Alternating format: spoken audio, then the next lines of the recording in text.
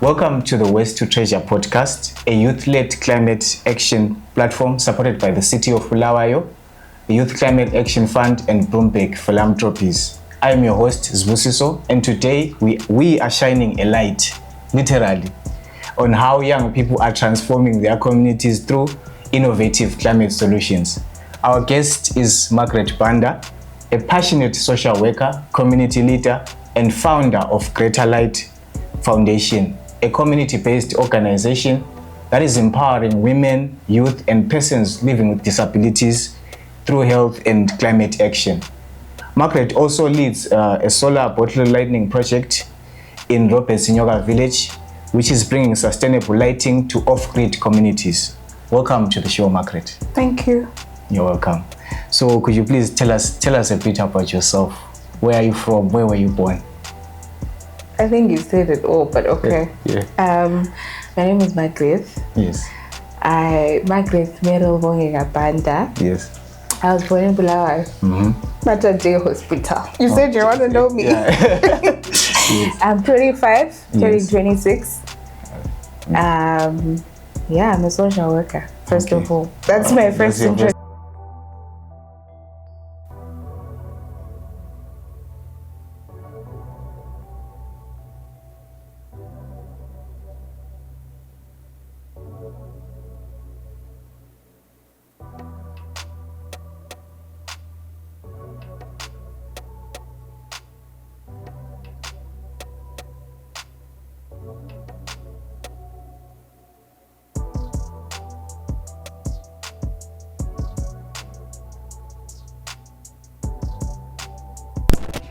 When I started my degree in social work. So what you're saying you have a degree in social work and you started as early as 2019, right? So I'm just wondering what inspired you to combine your passion for social work and climate action? Okay, so interestingly, in high school, I loved geography. Got an A level. Oh wow. So I don't know how then I went on to social work. Yes. But eventually, yes, the organization that I work for has already different mandates that we look at. But because I've always loved geography, I've always loved anything to do with climate change, anything to do with the weather, anything to do with what changes our environment and all of that, that's when I decided that why not? Yeah, for some of us we didn't pass geography, so we can't relate. So can you please tell us about your experience in the Young African Leaders Initiative and Leap Africa? Okay. Yes.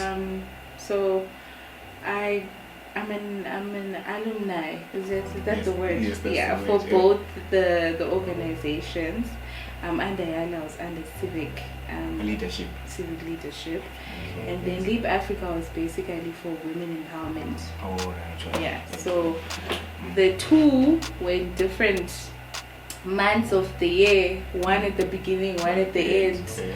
But I think that's where I started being more passionate about being a young leader. I'm not blowing my own horn, but So when did you apply? Because I also applied for the 2020 entrepreneurship track, but unfortunately due to COVID-19 we had to do it virtually. Okay. I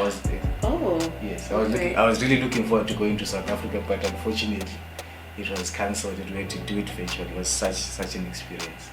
Yes. So moving on, what do you think about the effects that climate change has on young people and women? We often hear people talking about climate change, this weather, El Nino and this and that, but is it really practical? Are these issues really in the communities?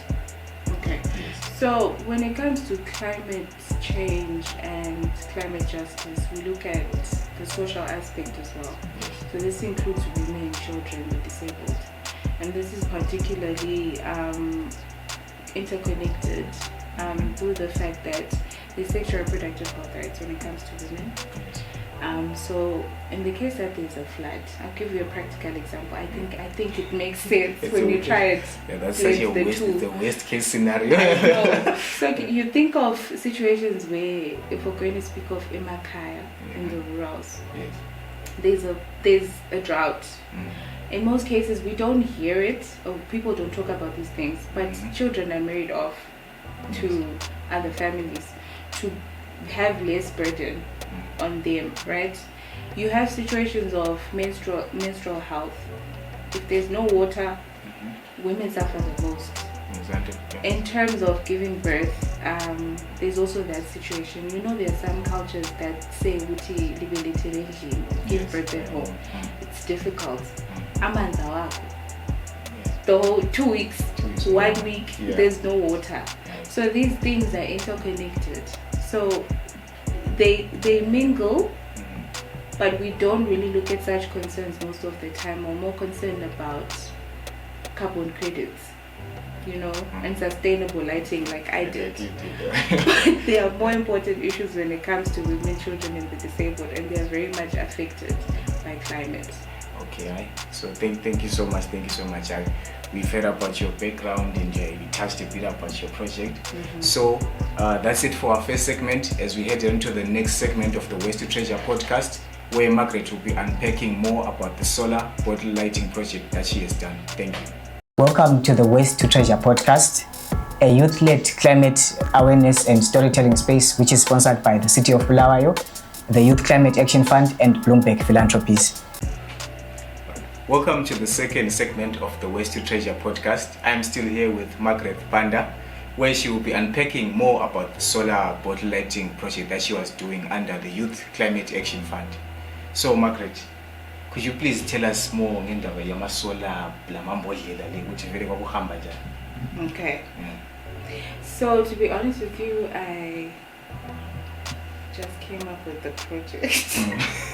So there's no process. No, but I did see somewhere something similar in a low-income country, so to speak. Okay. But that's where the idea came from, and then I found ways to then integrate it into what could possibly work in our own country with the resources that we have.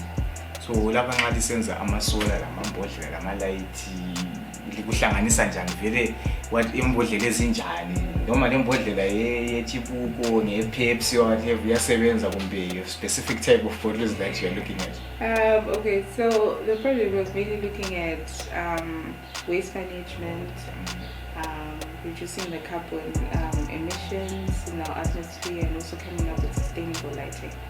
So in imbodlela esazisebenza particularly were 2-liter bottles. Now we drink Coca-Cola, Fanta,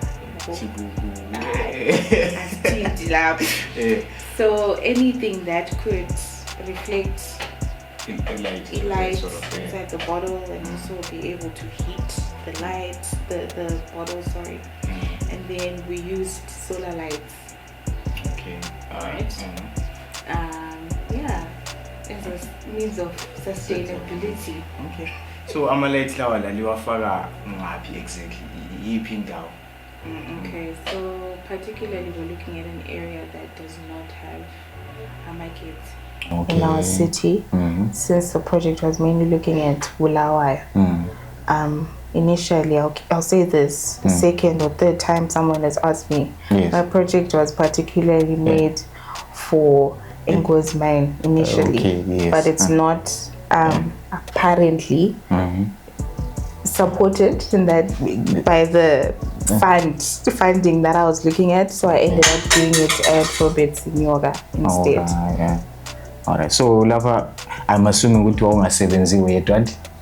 So how did you put together your team or your project partners ukuthi vele lawo bakhetha njani ngabangane kumbe are there people abe engineering njengoba likhuluma ngama-solar lamagetsi lama-light? How did you put together a team yakho? Okay, so basically it was mostly volunteers. The people from social work field, a couple were also just people that are handy, abantu that sebenza ngezandla zabo, also young people, also unemployed people. Yes. And because of the age range, again, I had to take between 15 and 24. So that's basically what I was working with. Alright. Maybe opportunity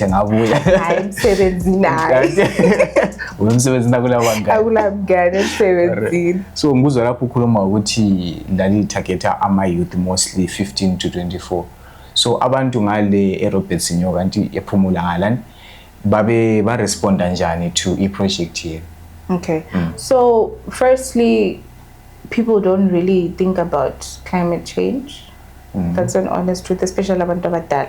Also considering ukuthi it's a peri-urban area. Yes. So climate change, they don't know what you're talking about. So it was a challenge, but also at the same time it was exciting because people love learning new things. People love experiencing naturally. So we mostly worked with abantu abadala and also young people as well. But they were quite receptive of the idea. They were keen to learn and also understand. Although yes, there are challenges, but I can't say it was a horrible experience. I'd do it over again. Yeah, that's such an inspiring story. Thank you. So there were some challenges. About the challenges that you faced in terms of implementing a project. And obviously, but there is a disconnect between planning and implementation. Yeah. Yes. So. Okay, so in terms of implementation, the challenges that we had to face, one was trying to explain the project to someone that doesn't know what it is you're looking for. So the logistics part was one of the most difficult, trying to explain, trying to get the available resources, trying to work with what's there. I think also what was hard was the implementation on the ground. There's some parts of the project that we ended up not doing because of certain circumstances. Okay. But overall, it worked out, and we didn't think it would get us here today. All right. So I nguzwa yasebenza project yakho. So I'm thinking ukuthi mina vele plum trend. So plum kumnyama awula markets. And so singathatha yini that ama-solar bottleize lawa sihambe lawa siyawafaka eplum tree? Definitely. Really? Definitely. Ukuthi kungasebenza sibili. Okay, all right. Definitely. All right. All right, so siyabonga. Thank you so much. That was it for the second segment of the Waste to Treasure podcast.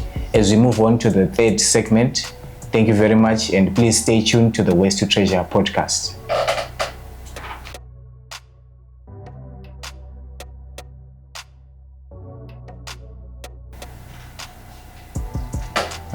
Welcome back to the third and final segment of the Waste to Treasure podcast. I am still here with Margaret Banda, and we're going to talk a little bit about retake. Still rolling? Yes. Welcome back to the third and final segment of the Waste to Treasure podcast. I am still here with Margaret Banda as we unpack how young leaders can access opportunities and promote inclusion, and also how they can scale their impact in their climate projects.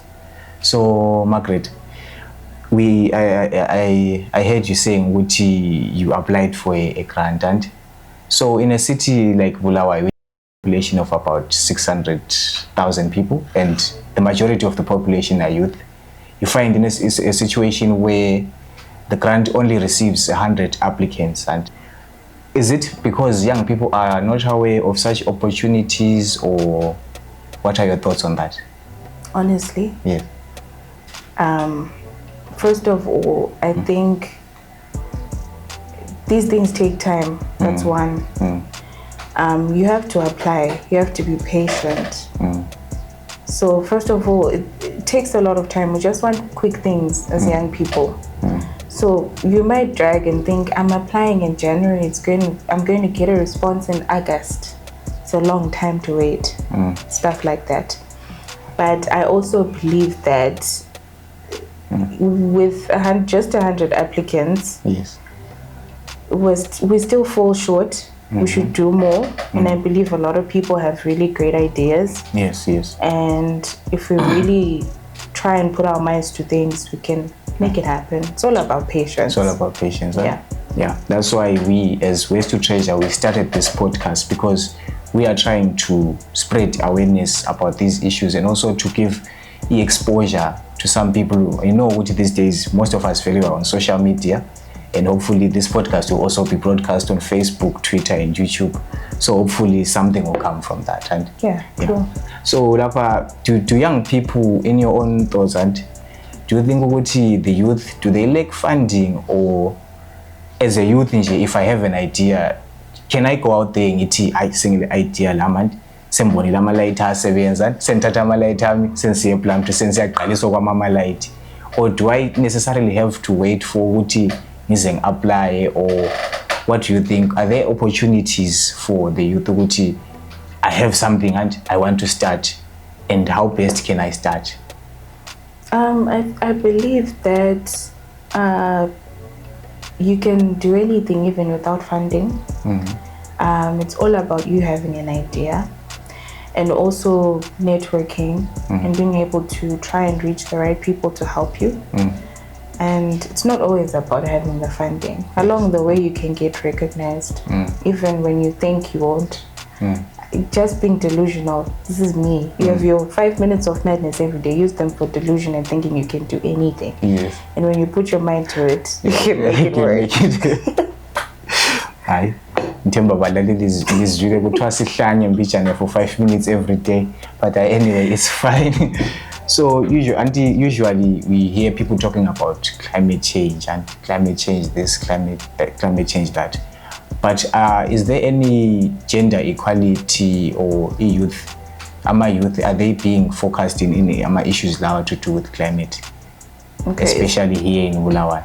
So in terms of gender, I know a lot of women that are in powerful positions, so to speak. Yes. So I can't necessarily say that there's no gender equality. I believe it's there. I believe we're in a society, obviously, that puts men on a pedestal, obviously. Okay. But I think if you put your mind to something, even as a woman, you can make it work, because there's a lot of women that are doing amazing things, and I believe that gender equality is there. As the founder of Greater Light, what are your thoughts for the future, or what is the general vision for Greater Light?